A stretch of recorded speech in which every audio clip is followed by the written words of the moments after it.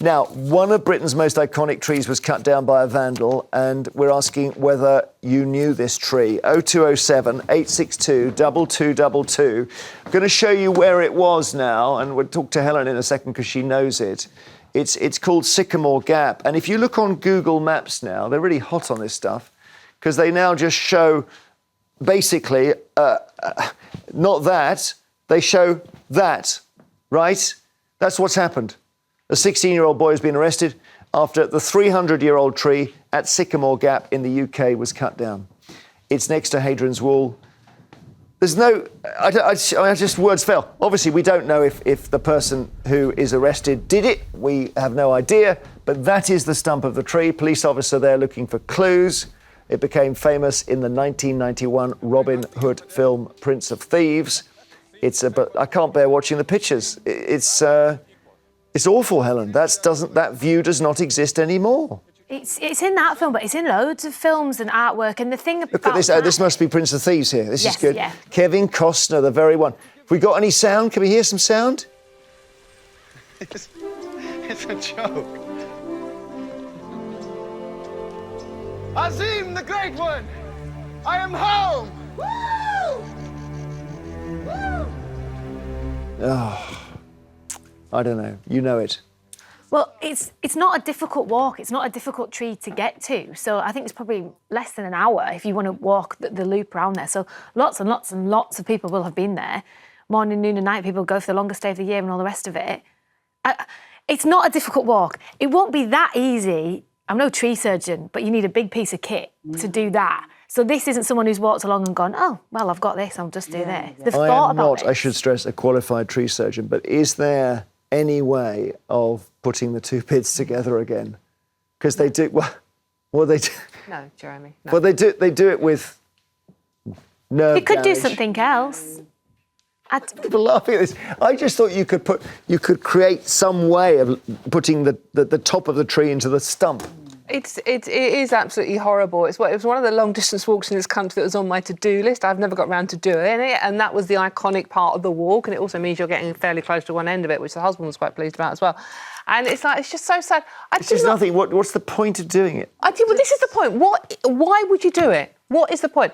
And if a 16-year-old seriously went along on their own with a chainsaw in the middle of the night, I think it's about a mile from the nearest road. But is it a chainsaw? Because that looks, as you say, it looks like a big bit of kit. I don't know if you just do it with you couldn't do it with an axe. an axe. And you're not doing it quickly either. No. So one lad on his own. Even in the heyday of punk rock, I was thinking, like, when we had the Sex Pistols and let's all damage and break our guitars, nobody did this. No, but that's kind of like a bit of a murder, really, because this tree is like a monument to a different timescale. You know, it's 300 years old. It's reminding us that everything passes. There are steadfast, beautiful things in the world. So this is more than vandalism, really. It's horrific. Let's talk to the head brewer, Matthew Brown, who's from the Northumberland pub, which is called the Twice Brewed Inn. And it's called Twice Brewed because I gather they had to brew beer twice to make it stronger for soldiers about 300 years ago. You've offered a reward there, I gather, have you?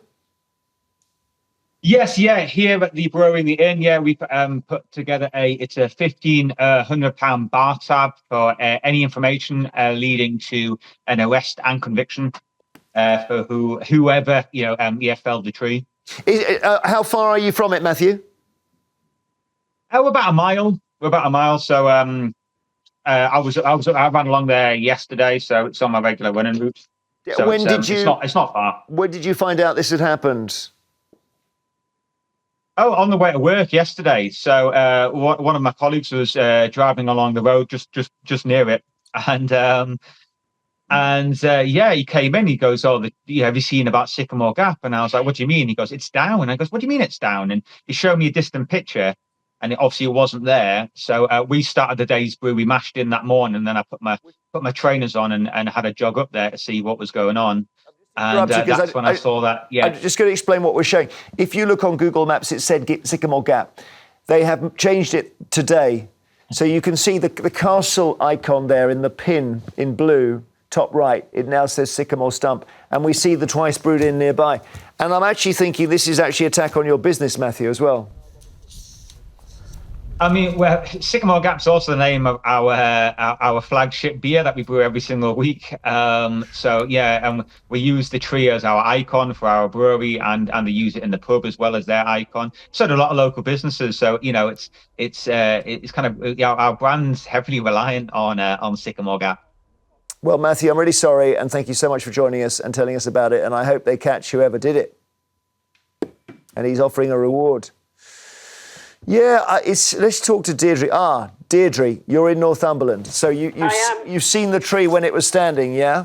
Yes, and I find yesterday it was like when we heard the news that the Queen had died. It had that kind of effect. It's just absolutely dreadful, because I believe that was probably the Stonehenge of the North. So many people have so many memories of it, and people will feel very sad today because of the fact that the tree is gone, because, people scattered their ashes there of their loved ones.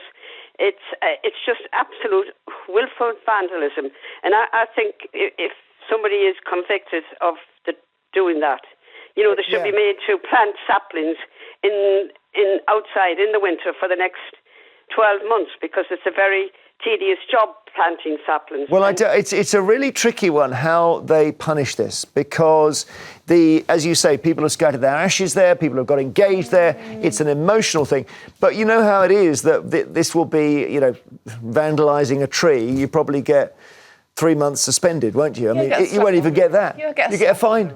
Won't you? I mean, that's the thing. Yeah. But I was listening to a lovely lady on the radio this morning talking about scattering her ashes there. She lost her brother when he was very young, and she scattered his ashes there.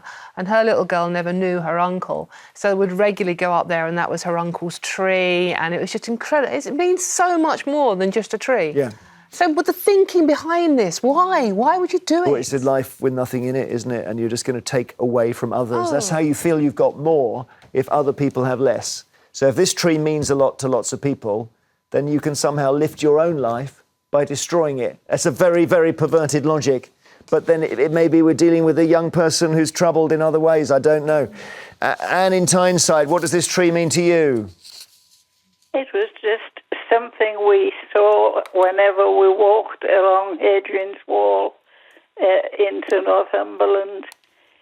What puzzles me is how one person could get there with the equipment to cut a tree down like that.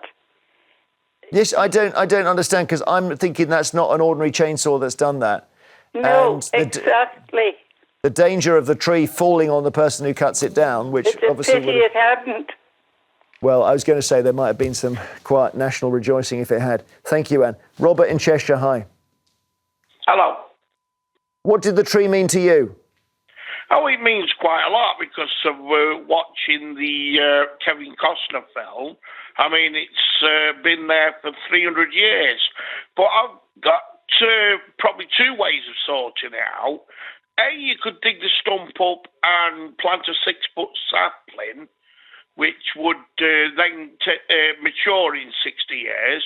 Or, if you approached Cheshire East Council Crew, they've got an actual avenue called Sycamore Avenue, and they probably will give you permission, if approached, to actually dig one up, like they did on the Trafford Centre when they brought it. Yeah, no, I know. Sorry, because I'm, again, having to stress I'm not qualified to talk about tree surgery, but I don't know.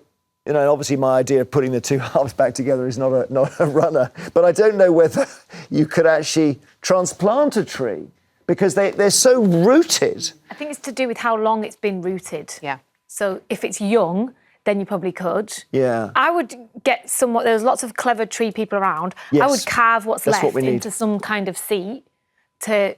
Oh, that's a nice idea, yeah. I feel, maybe, but I wonder whether what we have to try to do is to get the same silhouette there somehow. So we've got to work on how we do that, and it might have to be a statue. Well, as I say, maybe like the Angel of the North, Yeah. you could have the exact shape and silhouette of that tree. But then the trouble is then that then is a statue. It's not natural. And the whole reason you're here is the natural world today. And also, it's a statue to an act of vandalism. Exactly, it's a monument to That's the trouble. vandalism instead of a And this kid, whoever this is, I don't know, we might find it's an old age pensioner who's done it, I don't know, but obviously they want people to talk about them, and this is, we don't want that. It's such a sad story. I'm sorry, we're saying goodbye to you on the note of the missing tree. No, I think we're going to carve it into a seat. People are going to go there and condemn whoever's done this. I like that idea. And we're going to look at a new chapter and say, that's why. I'm glad we're talking about why trees are important. Yeah, there is that. And also, those of us, I had never seen it. Now it's not there anymore. I'm gutted. I will never see that. Well, Jenny and I were having tree envy earlier on. We're having tree competition. The biggest tree in the world. Oh, my God. Let's quickly see the biggest tree in the world before we move on. But Jenny saw. I went to California to see it. Have you And we're got going it? to see it now. Oh. Yes. Here's the photo. Now. Oh, now of Jenny Come with on. the biggest tree in the world. It's been chopped down. Okay, there it is. all right. That's my So family Helen, with thank General you Sherman. for joining us. Do love catch that. Harvest on the Farm tonight, 8 p.m. Channel 5. It's on My 5.